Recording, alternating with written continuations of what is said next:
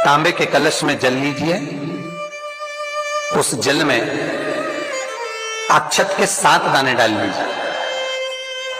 ये जो 7 दाने अक्षत के आप डालेंगे, जो बच्चा पढ़ने में कमजोर हो, विद्या में कमजोर हो, या बुद्धि या विवेक से कमजोर हो,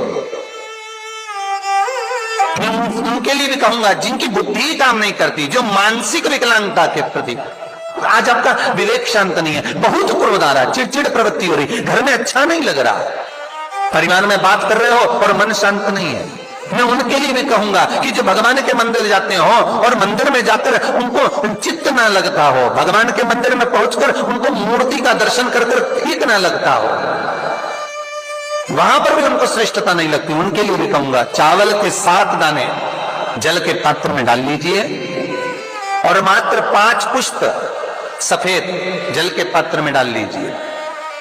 दुर्वा के 3 बट, एक लंबी सी जो दुर्वा होती है, दुर्वा में 3 गांठ पड़े, लंबी डंडी होगी तो 3 गांठ अपने आप आ जाएगी, 3 बट वाली दुर्वा उस जल के अंदर डाल लीजिए और शंकर के मंदिर में जाकर उस जल को समर्पित कर दीजिए। जल समर्पित करना है, ये वाला जो जल चढ़ाएंगे आप शंकर को, जैसे शिवलिंग सामने है और जल का पात्र अपने हाथ में है, तो उल्टा जल चढ़ाएंगे, ऐसे आपकी ओर मुख करा हुआ कलश भगवान शिवलिंग पर आप चढ़ाएंगे, उल्टा के बाद इस तरह। मात्र 15 से 20 मिनट में जिसकी चित्त वृत्ति होती नहीं हो, शांत नहीं हो रही हो, बुद्धि चित्त ना लग रहा हो, 15 से 20 मिनट में अंतर आ जाए। जिसके घर में अशांति का माहौल है और वो घर में रहकर डिस्टर्ब है, मतलब कि वो घर में परेशान रहता है, चिंता करता रहता है, कुछ न कुछ दिमाग में चलता है और इसके साथ बहुत ज़्यादा चिड़चिड़ापन करता है, बेमतलब गुस्सा करता है, इसके साथ उसका जो विवेक है वो रमता नहीं है।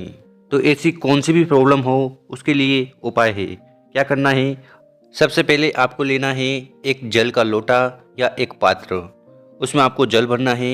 इसके साथ आपको 7 अक्षत के दाने, चावल के दाने उसमें डालने हैं, 5 सफ़ेद फूल उसमें डालने हैं और 3 दुर्वा की वट उसमें डालनी है।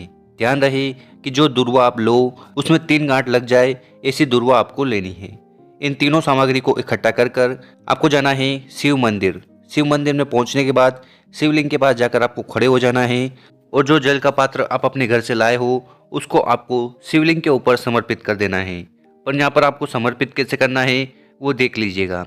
जैसे कि हम नॉर्मली क्या करते हैं कि शिवलिंग के पास जाते हैं, जल को समर्पित करते हैं, तो उस समय जो लोटे का मुख होता है वो शिवलिंग की तरफ होता है। पर यहाँ पर इस उपाय में आपको क्या करना है कि जब आप शिवलिंग के ऊपर जल समर्पित कर रहे हो तो जल का जो मुख होगा, लोटे का जो मुख होगा वो हमारी तरफ होना चाहिए। तो ये ध्यान रखना है कि आपका जो लोटे का मुख होना चाहिए वो अपनी तरफ होना चाहिए, मतलब कि आपको उल्टा जल समर्पित करना है। और इसके बाद जो भी समस्या चल रही है, जो भी इच्छा है, जो भी कामना है, वो शिव भगवान से आपको कह देनी है। वैसे तो ये उपाय इच्छा पूर्ति और मन को शांत करने के लिए, जो विवेक अशांत है उसको शांत करने के लिए है, तो इस उपाय को आप कब भी कर सकते हो। तो ये उपाय करने मात्र से आपका मन कितना भी अशांत हो वो शांत होने लगेगा। इसके साथ जो भी समस्या है, जो दुविधा है, वो भी धीरे धीरे खत्म होने लगेगी। तो इस वीडियो में हमने कोशिश तो करी है ये उपाय बहुत अच्छे से आपको समझाने की।